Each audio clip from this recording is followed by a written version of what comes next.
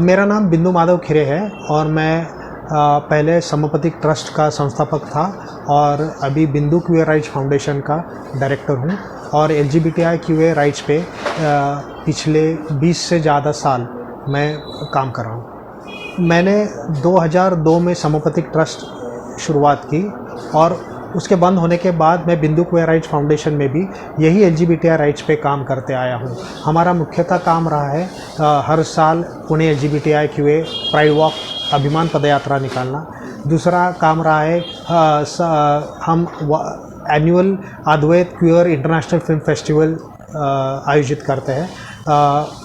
इसके अलावा individual level पे पेरेंट्स को काउंसलिंग करना, एलजीबीटी कम्युनिटी को काउंसलिंग करना, अगर ट्रांसजेंडर है तो उनको जेंडर डिस्फोरिया असेसमेंट, ट्रांजिशन में मदद करना, रेफरेंसेस देना, अवेयरनेस प्रोग्राम्स कंडक्ट करना, डॉक्टर्स पुलिस से डायलॉग करना, जर्नलिस्ट से डायलॉग करना, इस विषय की जानकारी देना, क्योंकि अभी भी ये करिकुलम उनके सिलेबस में नहीं है तो इस विषयों पे सिखाया नहीं जाता है।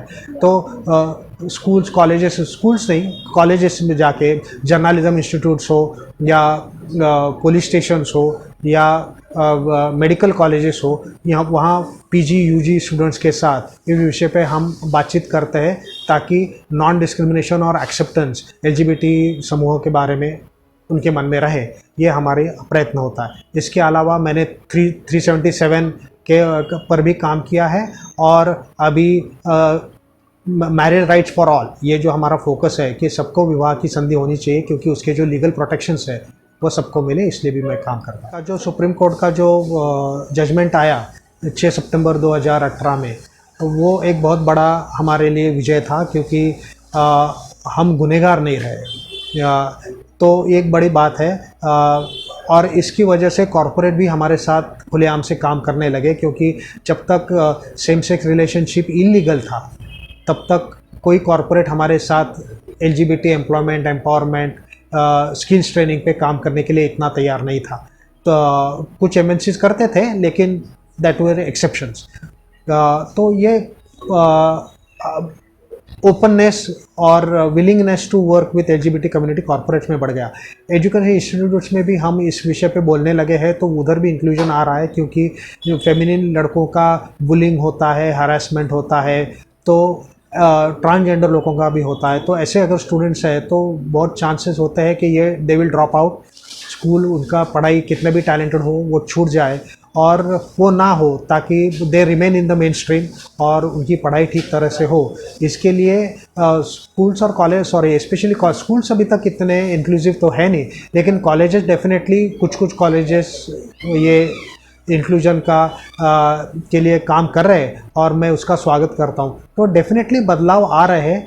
तृतीयपंथियों के लिए भी ट्रांसजेंडर प्रोटेक्शन राइट्स एक्ट जो आया है वो उनको आईडी देता है, उनको नॉन डिस्क्रिमिनेशन पे उन पर भेदभाव ना हो इसलिए भी उस पर कुछ कलम है। तो ये कुछ अच्छी बातें हो रही है, लेकिन इसके साथ बहुत काम अभी भी बाकी है क्योंकि ज़्यादा करके भेदभाव आज भी किसी न किसी प्रकार का समलिंगी हो, तृतीयपंथी हो, हमको भुगतना पड़ता है। ऑर्गेनाइजेशन चैलेंजेस, हमको अपॉर्चुनिटीज़ भी अभी इस विषय पे बोलने के लिए और काम करने की कम मिलती है। उदाहरणार्थ, अभी हमको बदलने का जो कन्वर्जन थेरेपी माना जाता है, डॉक्टर जो प्रयास करते हैं, ये मद्रास हाईकोर्ट ने गलत बताया कि ये कर नहीं सकती और ये करना गलत है, डॉक्टर का इस हद तक कि उनका लाइसेंस भी कैंसिल करवा दो। लेकिन इसका अवेयरनेस हम जब मेडिकल कॉलेज अप्रोच करते हैं कि हमको मौका दो कि आपके स्टूडेंट्स को इस विषय में जानकारी दें, तो ज़्यादा करके इस विषय पे भी जो सीनियर्स है वह कई बार हम देखते हैं कि उनके सीनियर लोगों में जो होमोफोबिया, ट्रांसफोबिया है वो अभी भी वो एक बैरियर है जो हमको नए जनरेशन तक पहुंचना नहीं देता। तो getting the right opportunities to reach out to people पहले भी चैलेंज था, लेकिन आज भी वो बड़े पैमाने पे चैलेंज है।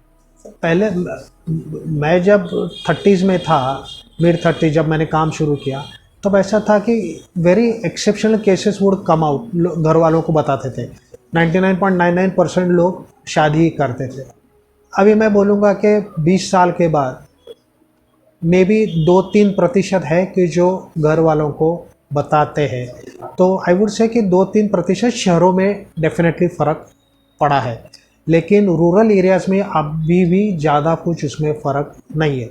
अभी ये परसेंटेज आप देखोगे तो बहुत कम है, लेकिन ये कम है क्योंकि हाँ, ये विषय ही बहुत ही पेचीदा है और इसमें सडनली कानून बदला तो समाज का नज़रिया बदल जाएगा और सडनली 80% एक्सेप्ट करने लगेंगे।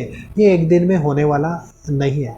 मेरे पहले प्राइड 2011 में निकाली थी, तब सब 93 और 96 लोग आए थे। पिछली निकाली तो 750-800 आए थे। तो लेकिन ये होने के लिए 10-12 साल लगे हैं। तो छोटी छोटी कदम लेने के लिए भी इस ऐसे विषय जो होते हैं, जो लैंगिकता से जुड़े होते हैं, उसमें काफ़ी टाइम लगता है। It is definitely positive thing, because हमारे टाइम तो सोशल मीडिया ही था नहीं। तो social media is doing an important, बहुत अहम काम कर रहा है कि वो लोगों को जानकारी दे रहा है, कहाँ क्या हो रहा है उसके बारे में समझ आ रहा है। People are becoming more aware कि राइट्स मूवमेंट में कौन कहाँ है, हमको किस दिशा में जाना चाहिए, क्या करना चाहिए। अगर घर वालों को आउट हुए, किसी LGBT फ्रेंडली मानसोपचार तज्ञ को मिलना है तो किससे कांटेक्ट करें। ये सपोर्ट सिस्टम्स लोगों से रेफरेंस लेने के लिए, सपोर्ट सिस्टम के लिए बहुत अहम काम करता है। लेकिन इसका दूसरा एक बात यह है कि इतने छोटे छोटे ग्रुप्स तो बन रहे हैं, लेकिन उसमें से कितने परसेंटेज आउट होके मैं लड़की के साथ शादी नहीं करूँगा, ये गे लड़का बोलता है। तो that number which is there on social media and the actual number जो एक्चुअली आउट होता है और बोलता है कि मैं गे हूँ, गे पुरुष हूँ, तो मैं लड़की के साथ शादी नहीं करूँगा, तो ये गैप बहुत बड़ा है। तो सोशल मीडिया में बहुत ज़्यादा करके लोग सेक्सुअल पार्टनर्स ढूंढने के लिए भी आते हैं, लेकिन आउट होने के लिए, खुद की सेक्सुअलिटी में कंफर्टेबल होने के लिए, तो उसका इस्तेमाल परसेंटेज वाइज बहुत कम है एंड दैट इज़ डिसअपॉइंटिंग।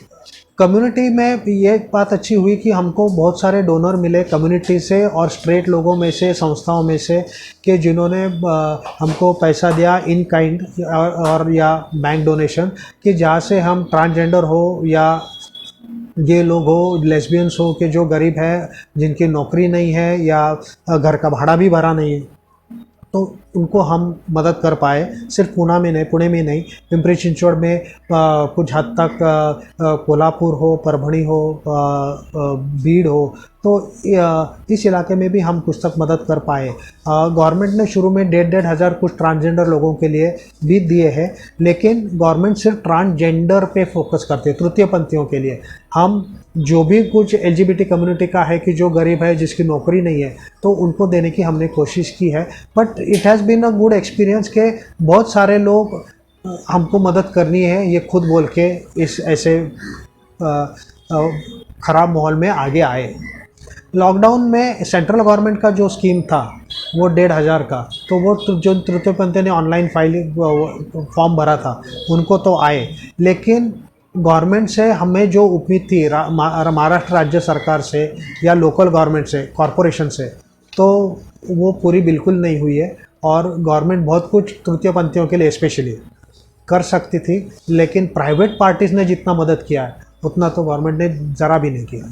नहीं, I think community is still struggling to get back to the mainstream life, क्योंकि बहुत लोगों के एजुकेशन डिस्टेंस लर्निंग ही था, आई मीन जूम पे था, नौकरी किसी की गई है, तो ज़्यादा करके community still struggling to find it fit. जिनकी नौकरी फिर से शुरू हो गई है तो वो तो ठीक ठाक है, दे आर स्टेबलाइजिंग, लेकिन हमको रिक्वेस्ट, हमको नौकरी चाहिए। ये सिर्फ पुणे में नहीं, बाहर के राज्यों से भी रिक्वेस्ट बहुत सारे आते हैं कि हमको घर वालों को आउट होना है, घर वाले बाहर निकालेंगे तो कौन संभालेगा, कौन नौकरी देगा, तो नौकरी की व्यवस्था करो। तो ऐसे तरीके के कॉल्स बड़े हैं। मेरी NGO बहुत छोटी है, तो मेरा काम करने का भी स्कोप और कैपेसिटी भी बहुत छोटी होती है, और कोई भी एक NGO सारे देश पे नहीं, सारे एक राज्य में भी पूरा काम नहीं कर सकता। तो linkages matter a lot and we have always been trying to, हो सके तो अगर मुझे से दिल्ली से कॉल आता है तो मैं ये सोचता हूँ कि दिल्ली के नज़दीक कौन मेरे पहचान का NGO है या डॉक्टर्स है, कौन है कि जो इनको मैं अगर रेफ़र करूँ तो वो काम कर सकता है। तो और अभी पिछले 2-3 साल से तो मैंने ये तय किया कि मैं सिर्फ मेरा फोकस महाराष्ट्र रहेगा, क्योंकि इधर भी एक पुणे मुंबई जैसे 1-2 शहर छोड़े तो बहुत काम बाकी है, और उधर से भी बहुत लोग प्रॉब्लम्स फेस कर रहे हैं। तो इंडिया तो इतना बड़ा है, तो मुझे लगता है कि हम हमारा जोग्राफिकल जुरिस्डिक्शन छोटा रखेंगे तो हमारे लोकल पे लेवल पे ज़्यादा से ज़्यादा अच्छा काम करने की कोशिश करेंगे। देर इज़ लोगों को इस विषय में गे क्या है, ट्रांसजेंडर क्या है, ये डिफरेंस भी ज़्यादा करके शहरों में भी कई बार हम देखते हैं कि पहले माँ बाप को लगता है कि एक तुम स्त्री हो सकते हो, पुरुष हो सकते हो, नहीं तो तृतीयपंथी हो, लेकिन बाकी कुछ डायमेंशन इसमें सेक्सुअलिटी अलग है, जेंडर अलग है, तो ये डायमेंशन समझ में नहीं आते। शहरों में अपॉर्चुनिटी ये रहती है कि किसी डॉक्टर से जाके मिले, एलजीबीटी ग्रुप्स है तो उनसे सपोर्ट ले ले, लेकिन दूर गांव वाले हैं तो वो सोशल मीडिया पे अगर आ सकते हैं तो कनेक्ट हो सकते हैं। जिनके पास स्मार्टफोन नहीं है, जो बहुत ही गरीब है या बहुत रूरल एरिया से है, तो उनको ये सपोर्ट सिस्टम देना ये बहुत ही डिफ़िकल्ट होता है। और वो फाइनेंशियल डिवाइड है,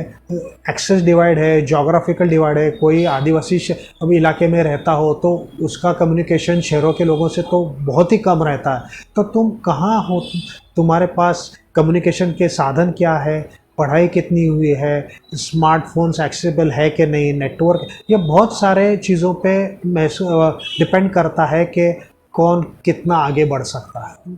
आज भी health situation is not good. Pune में we have a list of doctors who are LGBT supportive, और जिधर रेफ़र करना है तो उन्हीं के पास हम भेजते हैं। एक भारतीय हॉस्पिटल के साथ हमारा एमओयू है तो उधर एलजीबीटी फ्रेंडली क्लिनिक है जो महाराष्ट्र में पहला है, लेकिन दीज आर एक्सेप्शंस।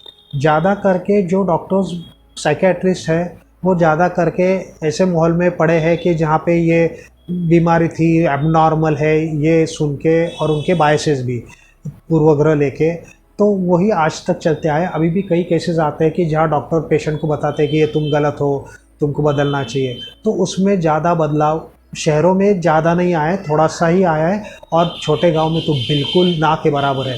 तो I think it's a bad scenario.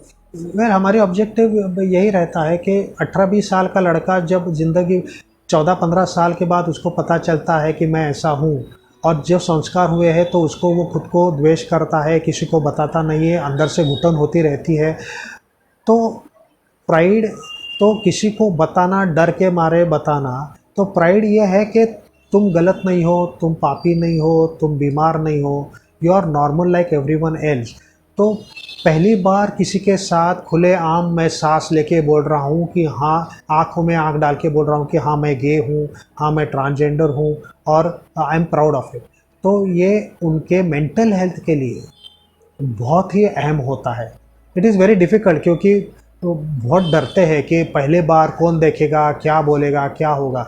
Excitement भी होती है और डरते भी हैं, लेकिन जो पहली बार चलते हैं प्राइड में, कई बार उसके बाद आके मुझे मिलते हैं, और कुछ लोगों के आंखों में मैंने पानी भी देखा है कि सर मैं बता नहीं सकता कि मुझे क्या आज महसूस हो रहा है, बट इट्स लाइक मेरा पुनर्जन्म हो चुका है। सो इट इज़, ये यंगस्टर्स के लिए मैं ये प्राइड निकालता हूँ।